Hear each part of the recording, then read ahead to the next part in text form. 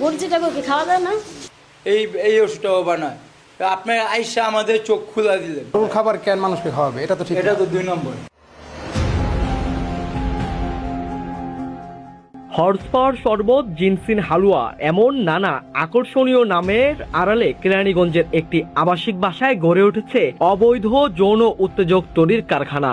গোপন সংবাদের ভিত্তিতে সরেজমিনে গিয়ে দেখা যায় চমকে ওঠার মতো দৃশ্য। গবাদি পশুর খাদ্যে ব্যবহৃত চিটাগুড়ের সঙ্গে মেশানো হচ্ছে বিভিন্ন অজানা রাসায়নিক, যৌন উত্তেজক, ওষুধ এবং রং। পরে সেগুলো প্যাকেটজাত করে সরবরাহ করা হচ্ছে বাজারের বিভিন্ন শরবতের দোকানে।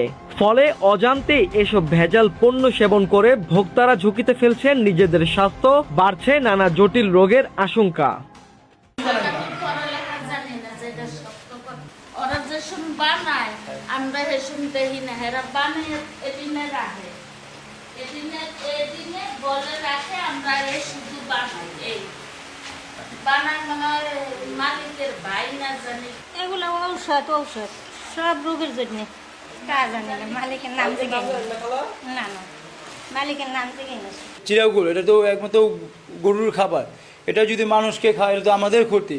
আমি না খাই, আমার এক ভাই খায়, এক ভাই না খায়, এক ভাই খাই তো মানুষ তো খায়। এই যে এটা এটা এটা খাওয়া তো ঠিক না। এই রকমের তুমি পাওয়া গেল, এটা তো ঠিক না। এই ওষুধটাও বানায়। আপনার আইসা আমাদের চোখ খুলা দিলেন। না, এগুলো থাকা তো উচিত না। দেখা যায় এটা তো সরকারের পারমিশন লাগবে। কি বানাচ্ছে না বানাচ্ছে এটা তো দেখার বিষয়। গরুর খাবার কেন মানুষকে খাওয়াবে? এটা তো ঠিক এটা না। তো 2 নম্বর। এটা 2 নম্বর না, এটা খারাপ না। দেখা যায় এটা আমি না খাই একজন খাবে, এটা তো ক্ষতি, অনেক ক্ষতি এটা। কারখানার মূল মালিককে না পাওয়া গেলেও কথা হয় তার স্ত্রীর সঙ্গে। তিনিও স্বীকার করেন এসব পণ্য খাওয়ার উপযোগী নয়, তবু কোনো প্রকার অনুমোদন ছাড়াই উৎপাদন ও বাজারজাত করা হচ্ছে এগুলো। উচিত না, কিন্তু সব রাস্তাঘাটে সবাই ব্যস্ত আছে। উচিত না, মিথ্যা কথা হবে এখানে। চিকিৎসকদের সতর্কবার্তা, ভেষজ বা বনাজি ওষুধের নামে এমন ভেজাল পণ্য সেবনে শরীরে মারাত্মক জটিলতা দেখা দিতে পারে, এমনকি জীবনহানির ঝুঁকিও রয়েছে।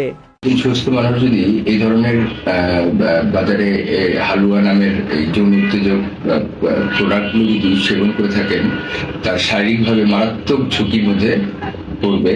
এর মধ্যে কিডনিতেই তার বড় ধরনের একটা ইফেক্ট দেখা দিবে, প্রস্রাবের রাস্তায় এক ধরনের ইফেক্ট দেখা দিবে, তার মধ্যে মৃত্যুর ঝুঁকিও বিদ্যমান।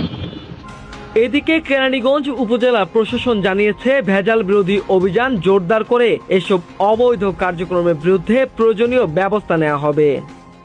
আপনার যে অভিযোগটি, এই প্রেক্ষিতে আমরা যদি দেখতে পাই যে আপনার ঔষধ প্রশাসন অধিদপ্তরের কোনো ধরনের লাইসেন্স নেই, বা আপনার এখানে বিএসটিআই সহ যে সংশ্লিষ্ট যে ডিপার্টমেন্ট আছে সেই ডিপার্টমেন্টের কোনো ধরনের যদি বৈধতা না থাকে, তাহলে অবশ্যই আমরা এর বিরুদ্ধে ব্যবস্থা নেব।